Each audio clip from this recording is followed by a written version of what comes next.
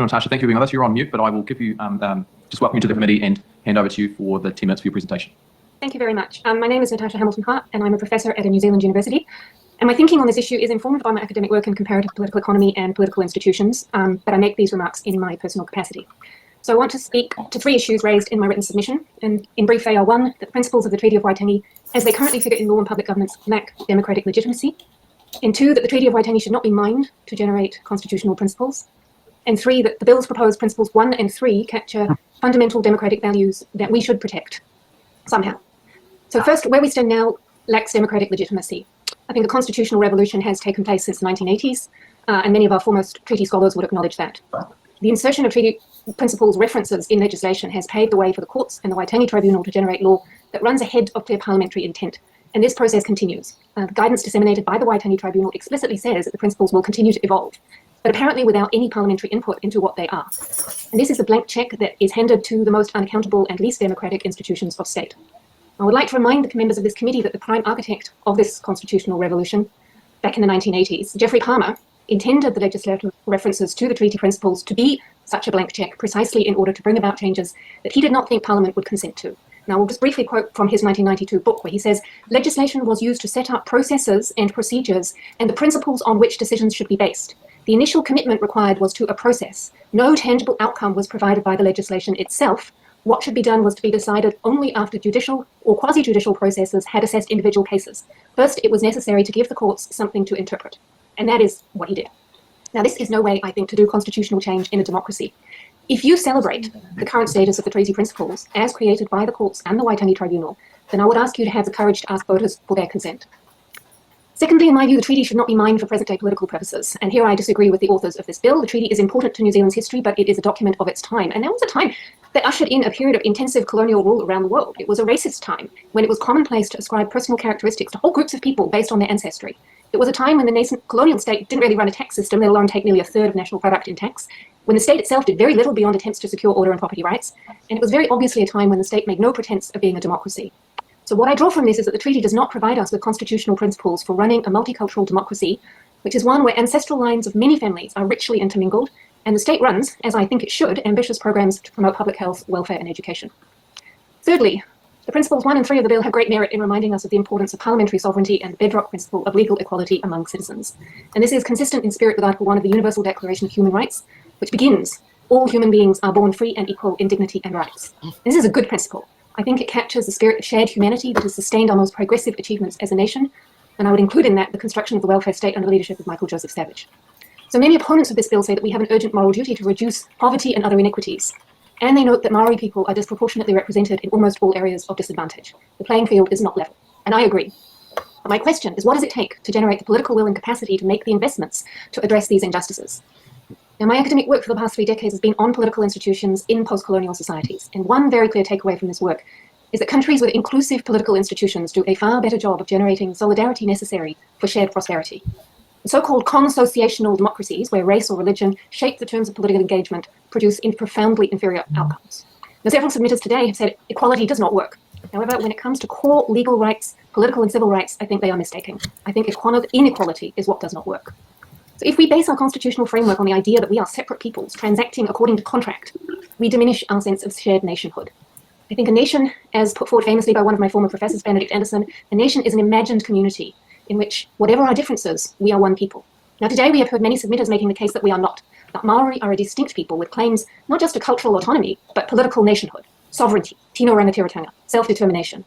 Now, that is an aspiration shared by many colonized peoples, and the treaty principles as they have evolved over the past 40 years represent an attempt to placate this aspiration. I don't think they ever will, because sovereignty cannot in a practical sense be shared, and especially not sovereignty in a modern, democratic welfare state. We have work to do in this country to make the investments needed for inclusive flourishing, and I believe we can best do this work on the basis of equal citizenship, not division by ancestry. Obviously, many in this room and outside believe differently, and maybe a democratic majority will be persuaded that those who want to embed the treaty and its two peoples' approach to citizenship as superior law, maybe they will be persuaded, but maybe not. And I think it would be reckless to gamble on this issue going away. And I want to make a final point is that we rely on the law as a core institution that enables civil, fair, and prosperous society. But all law is anchored in and depends on a political order. And the political order and the political authority is not acquired through law. It makes law possible. And to be sustainable, law needs to be politically legitimate. And it is your job as parliamentarians, you are the public's representatives entrusted with making law, to foster a civil and inclusive discussion of what our constitutional order should look like. Thank you. Thank you, Natasha. We've got a couple of minutes for questions in order from Joseph, Takata, then Todd. Good morning, Natasha. Just in your study of these colonial states, did you see any others that extended the rights of Magna Carta to the Aboriginal peoples at the time of their founding, particularly the principle that the king's government were not above the law? So there are references in a lot of treaties that the British and the Dutch signed across Asia to having the rights of subjects. Right, this is this is not an era of democracy, and I haven't come across any explicit mention of the Magna Carta. But they do very explicitly in that period of time envisage a system of indirect rule. That is how the British and the Dutch ruled their colonial territories. So they struck agreements with local rulers who, at the beginning of the colonial period, they did envision as governing their people. The British state didn't want to get involved, right? They just wanted to extract colonial wealth. But this actually proved completely unworkable over the next centuries.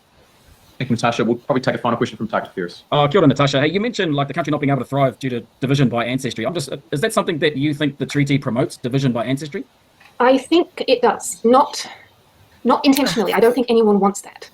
But I think it is the inevitable result of trying to carve up sovereignty and allow for meaningful tino rangatiratanga. Nah, rubbish. Thanks, Natasha. Look, we'll probably end this session there. I just wanted to acknowledge your submission and thank you for joining us this morning. That was a weird, jumbled up submission. I mean, she said a couple of things that would have sounded good, but when she started fleshing it out, she's not a lawyer. She doesn't know what the hell she's talking about. The Magna Carta is the leading document for the fact that Māori were the first peoples that the English signed a treaty with is significant in that in the past, they never saw Indigenous peoples as equal. And things were changing in the UK. So they were outlawing slavery. They were outlawing a whole bunch of things. There was William Wilberforce brought in the first animal rights legislations. So there was a conscientizing. You're talking Charles Dickens was out there telling stories. So they were starting to awaken to what poverty, inequality, all of that stuff means. And it is significant to note, this is the first time they ever signed a treaty with an Indigenous peoples, and now we're trying to get it interpreted. But what she's talking about is the past way that they were behaving around colonizing. But when they came to Māori, they knew they couldn't do the same thing, so they had to sign a treaty. Plus, the Spanish and the French were on their way over, and they didn't want them taking it. So this is why they agreed to what they agreed with. Māori predominantly signed the Māori version or they signed He Whakaputanga, the declaration, which enhances Te Tiriti o Waitangi and further emphasises why we never ceded sovereignty. It doesn't make sense that a peoples would come to you, the majority country, and say, oh yeah, hell yeah, come on over, dudes. You can take over our land. We want that waipiro, that alcohol. We want the tobacco. We want the flour, the sugar. No, our people didn't say that. They retained and believed that they could retain the governorship of their people. The key point of the treaty is that it was for the British to have governance over their own people who were unruly, breaking laws, and Māori didn't know what to do with them anymore. Yeah. Now, we're in that difficult boat of we start another submission, we go over time sort of territory. So I think we might hold off, considering by the time we do it, we will be going over. And the other thing is the fact that we are swapping hosts soon. So more of what are some good bills that are out there that you've come across, Huhana, that are not bills, submitters that are worth sharing? Oh, gosh. Who have you found to be quite good on that? I watched day one. I couldn't watch day two, but day one, oh my gosh. Jane Kelsey, Marilyn Waring. Oh, she was amazing. But also Anne Salmond is a brilliant person. I didn't watch her at all. I don't know if she did. But I know Jane and Marilyn Waring were incredible. What can I say? I guess I'm showing my bias I absolutely love Te Hunga Roia, our Māori Law Society presentation. From people who know, I mean, until the 1980s, very few Māori had delved into law. And 1980s, there was the rise of tino rangatiratanga, of sovereignty movement. And from there has come a lot of qualifications. All I can say is our people are now standing up because they've got the same skills that was denied us for over 100 years. And those people, our young lawyers, they're speaking out. They are making the difference. Te Tiriti is, Toi Tu Te Tiriti is led by lawyers, academics, young rangatahi with the full tikanga, kaupapa, te reo. They know what they're doing. Everything I learned out of Waikato Law School because it was the first law school based with New Zealand law.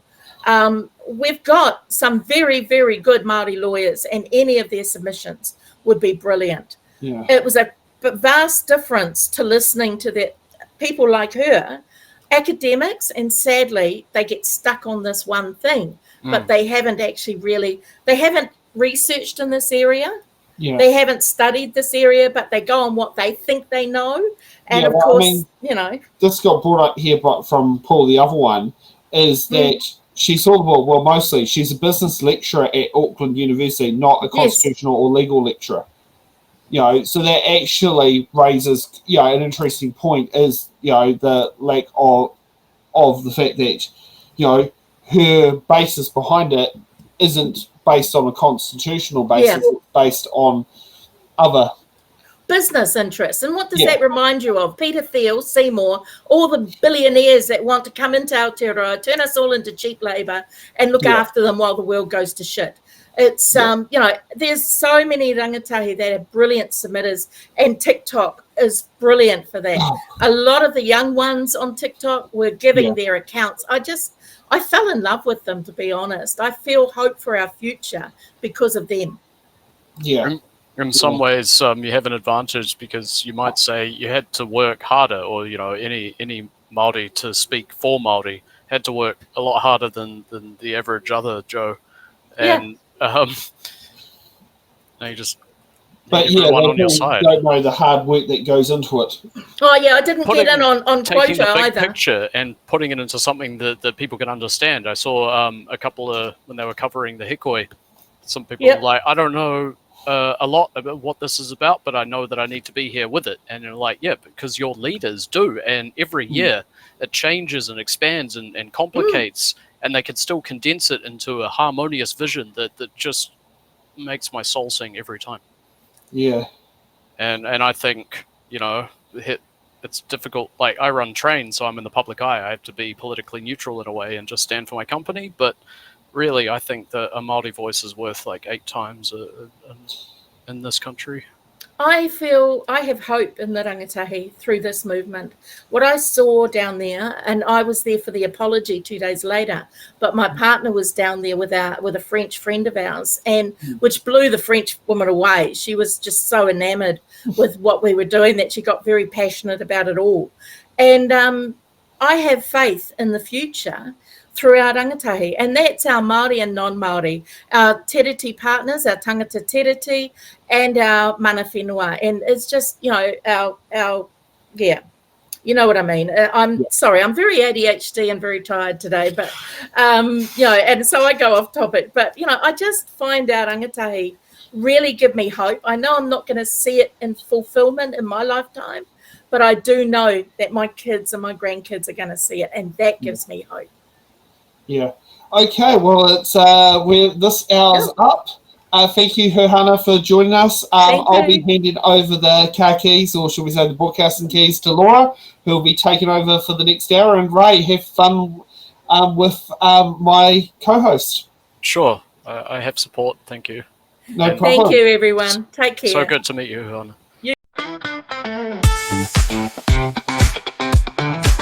Thanks for watching. Make sure you're subscribed to our Facebook